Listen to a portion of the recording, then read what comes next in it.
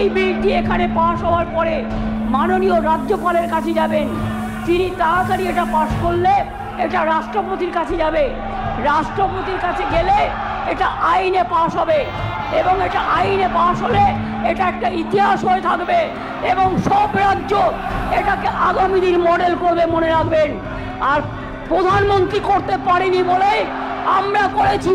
প্রধানমন্ত্রী, আপনি দেশের লজ্জা, আপনি মেয়েদের প্রোটেকশন দিতে পারেন না, তাই আপনার পদত্যাগ দাবি করছি।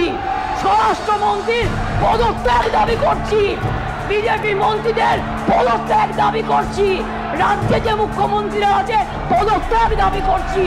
আর অপোজিশন লিডার গুলি চালাবার কথা বলেছেন, তাকেও পদত্যাগের দাবি করছি।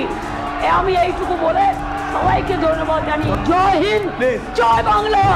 মেয়েদের জয় হোক, নারী শক্তির জয় হোক, অপরাজিতারা বিচার পাক, আর্থিক দোষীদের ফাঁসি হোক।